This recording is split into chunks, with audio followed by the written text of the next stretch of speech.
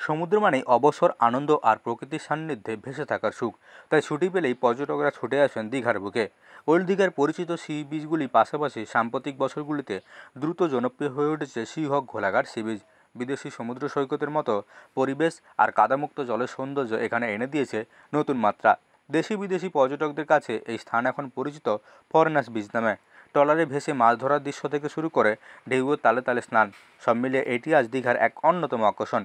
কিন্তু আনন্দঘন এই পরিবেশের মধ্যেও থেকে যাচ্ছে এক গুরুতর সমস্যা, যা পর্যটকদের ভোগান্তি বাড়াচ্ছে প্রতিদিন। আমরা তো মানে অনেক দূর দূর থেকে অনেকে হোটেল থেকে আসে, তো সেভাবে তো চেঞ্জ করার জায়গা এখানেই নেই। তো এখানে যদি ব্যবস্থাটা চালু হয় তাহলে আমরা মানে খুব উপকৃত হব। এখানে তো সেরকমভাবে কোনো মানে অর্ধেক জামা কাপড় তো যেতে যেতে শুকিয়েও যায়, তার জন্য অনেক শরীর খারাপ, জ্বর ঠর এরকম হয়। সিহক ঘোলাঘাট সি বিচে প্রতিদিনই ভিড় জমাচ্ছেন হাজারো পর্যটক। সকাল থেকে সন্ধ্যা পর্যন্ত ঢেউয়ের টানে ভেসে থাকার আনন্দ উপভোগ করতে সমুদ্র তটে ভিড় বাড়ছে ক্রমশ। কাদামুক্ত জলের স্বচ্ছতা এবং শান্ত পরিবেশে অনেকেই স্নানের জন্য আকৃষ্ট করেছে। তবে আনন্দের মধ্যেই দেখা দিচ্ছে বড় সমস্যা। স্নানের পরপরই পর্যটকদের অসুবিধায় পড়তে হচ্ছে, কারণ সৈকতের চারপাশে নেই কোনো সরকারি বা বেসরকারি শৌচালয় কিংবা চেঞ্জিং রুম।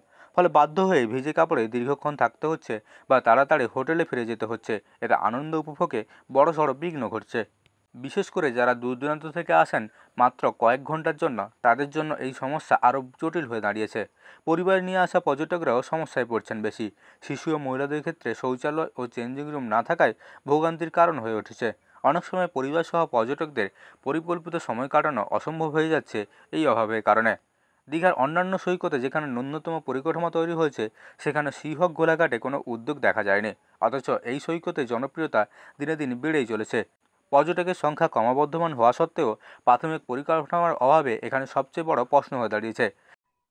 ছেলের জন্য ঠিক আছে, লেকিন মহিলার জন্য খুব অসুবিধা ফেস করতে হচ্ছে, কেন কি সবার সামনে তো চেঞ্জ করতে পারে না। একটা চেঞ্জিং রুম হলে ওনাদের জন্য খুব ভালো হয়, তাহলে এখানে আসলো চেঞ্জ করে দিয়ে হোটেল যেতে পারে। গভর্নমেন্ট থেকে আবেদন করবো কি ম্যাম, যে এখানে নিউ দীঘাতে ডেভেলপ হচ্ছে, চেঞ্জিং রুম আছে, ওল্ড দীঘাও অনেক ডেভেলপ হয়েছে, দেখে এখানে এক দুটো চেঞ্জিং রুম করে দেওয়া খুব ভালো।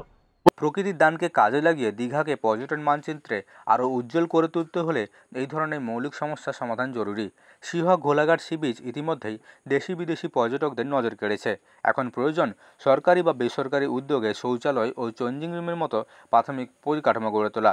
না হলে আজ যে সৈকত ফরেনার্স বিচ নামে জনপ্রিয় হয়ে উঠেছে, আগামী দিনে সেটি পর্যটকদের হারিয়ে ফেলতে পারে, যা এক বিশাল ক্ষতির কারণ হবে দীঘার পর্যটন শিল্পের জন্য।